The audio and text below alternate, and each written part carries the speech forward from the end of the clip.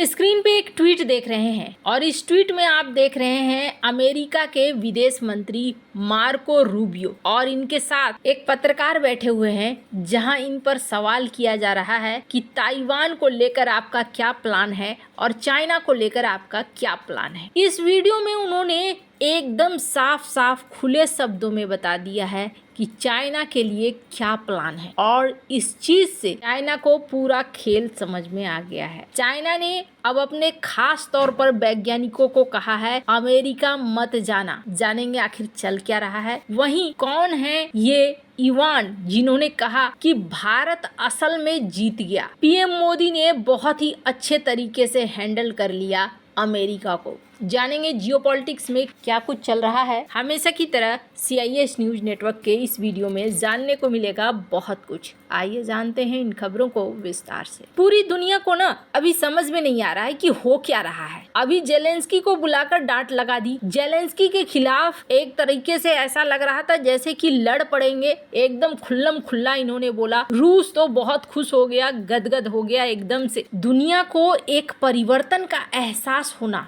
तब शुरू हो गया था जब सऊदी अरब में ये बैठक हुई थी और यहाँ पर रूस और अमेरिका दोनों आमने सामने आ गए थे। अभी तक बहुत सारे लोगों को पूरा खेल समझ में नहीं आ रहा है, लेकिन चाइना को खेल समझ में आ गया है और चाइना ने खेल समझते ही एक्शन लेना शुरू कर दिया है। अमेरिका ने क्या किया? अमेरिका ने पहली बार में जब जनवरी में बात करी थी टैरिफ की, तो चाइना के ऊपर 10% का टैरिफ लगाया और अब अमेरिका ने एक नया ऐलान किया और कहा कि 10% का और टैरिफ। और इन सब के बीच में एक बड़ा खेल हुआ जिसको लेकर चाइना ने इल्जाम भी लगाया और चाइना ने कहा कि आप ये गलत कर रहे हैं, आपने हमें पनामा से बाहर कर दिया। आपको याद होगा मार्को रूबियो पनामा पहुंचते हैं और पनामा कैनाल और जो BRI प्रोजेक्ट था पनामा उसमें शामिल था। इनके यहाँ बैठक करने के बाद वो बाहर निकलते हैं और बाहर निकल कर कहते हैं कि अब BRI प्रोजेक्ट से हम नाता तोड़ रहे हैं, हम चाइना के साथ नहीं जाएंगे। अभी भी चाइना इस बात को कहता है कि मार्को रूबियो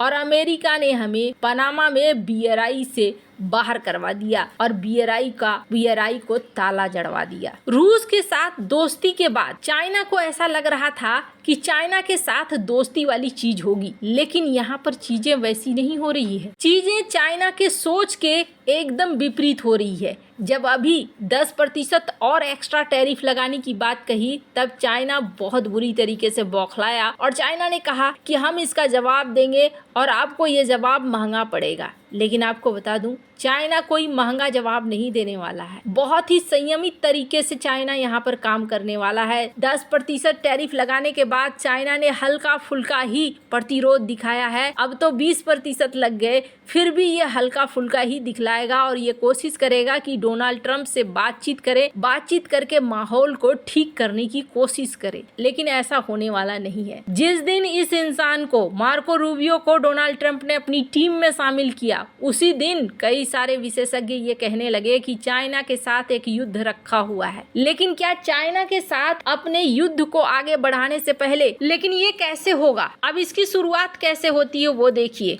एकदम जैसे सूरज पश्चिम से उगता है वैसे करके अमेरिका ने रूस के तरफ दोस्ती का हाथ बढ़ा दिया है। राष्ट्रपति पुतिन डोनाल्ड ट्रंप के पक्के वाले यार नजर आ रहे हैं और इसके पीछे कारण क्या है? कारण ये है कि अमेरिका नहीं चाहता है रूस और चाइना एक साथ खड़े हों। चाइना का जूनियर पार्टनर रूस को नहीं बनने देना चाहता है अमेरिका, क्योंकि अमेरिका जानता है चाइना एक पावरफुल देश बन चुका है और इसके साथ अगर रूस भी मिल जाता है तो दोनों बहुत ही ज्यादा मिलकर पावरफुल बन जाएंगे। भारत चाइना के साथ कभी नहीं मिलेगा, इस चीज को बहुत अच्छे से डोनाल्ड ट्रंप जानते हैं। तो यहाँ एक दरार पैदा किया जा रहा है रूस को चुप कराने के लिए कि देखो, अगर हम चाइना के ऊपर कोई एक्शन ले, तुम चुपचाप कोने में बैठे रहना, एक मत होना। रूस को अपने पाले में लाने की कोशिश कर रहे हैं ये। दूसरी बड़ी चीज, चाइना के ऊपर एक और भी बड़ा प्लान है और ये बड़ा प्लान चाइना को बहुत ज्यादा भारी पड़ने वाला है। और वो बड़ा प्लान क्या है? चाइना को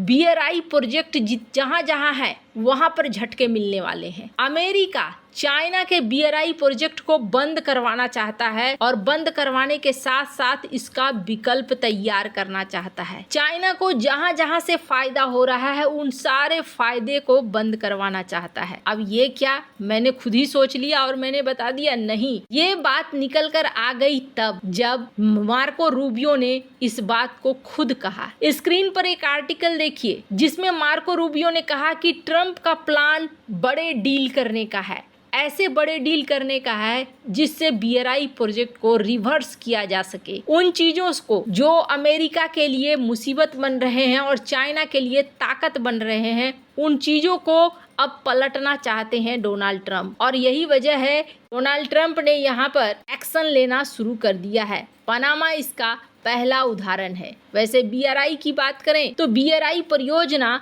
कम से कम 150 देशों में फैली हुई है और इन 150 देशों के साथ किस तरीके से एक्शन लेगा अमेरिका, वो देखने वाली बात होगी। यहाँ जिसकी बात मैंने कहा था कि ये जो वीडियो है, हालांकि मैं यहाँ पर आपको वो वीडियो नहीं दिखा पा रही हूँ, लेकिन अगर आप इस वीडियो को देखेंगे, सोशल मीडिया में भरे पड़े हैं। इनसे जब सवाल पूछा गया कि आप ताइवान को रोकोगे, 2027 में कुछ प्लान कर रहा है चाइना, तो इन्होंने यहाँ खुलकर कहा कि हम सबसे पहले चाइना के ऊपर जो बहुत ज्यादा निर्भर हो गए हैं, उसकी वजह से चाइना पावरफुल बन चुका है, उस चीज को हम काटना चाहते हैं और उसके बाद हम इंडो पैसिफिक में पूरी तरीके से खड़े हैं। हम यहाँ पर मजबूती से आएंगे और हम अपने दोस्तों के साथ रहेंगे। इसी वीडियो में इन्होंने BRI को लेकर भी अपनी बात साफ कर दी है। और एक चीज, स्क्रीन पर एक आर्टिकल देख रहे हैं, जब मार्को रूबियो सऊदी पहुंचे थे तो ये सऊदी में IMEC कॉरिडोर को लेकर बात करने पहुंचे हैं, जो चाइना के लिए एक सबसे बड़ा झटका है।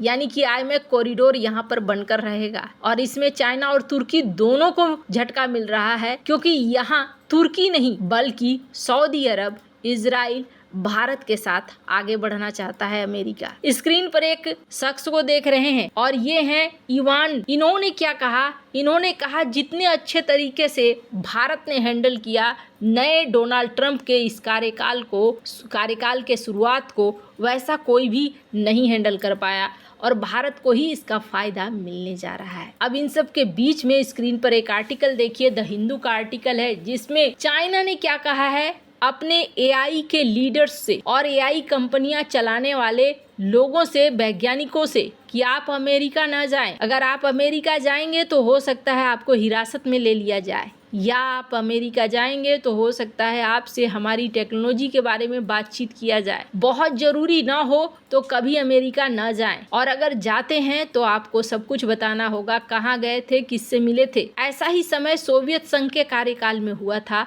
और अभी ये चाइना के साथ हो रहा है। चाइना इस चीज को अच्छे से समझ चुका है कि असली टारगेट चाइना ही है, पर भारत को यहाँ फायदा है, दो तरफा फायदा है। यूरोप को छोड़ रहा है अमेरिका, तो यूरोप भारत की तरफ आ रहा है, क्योंकि वो चाइना को बहुत अच्छे से समझते हैं और चाइना भी मार्केट की तलाश में भारत की ही तरफ आ रहा है। आने वाले कुछ दिन भले उथल पुथल भरे रहें, लेकिन उसके बाद ऐसा लगता है जैसे भारत के लिए सही समय होगा। वैसे आपको क्या लगता है इन सब मामले में? आपकी क्या राय है? कमेंट कर जरूर बताएं। जल्द मिलते हैं अगले वीडियो में नई खबर के साथ।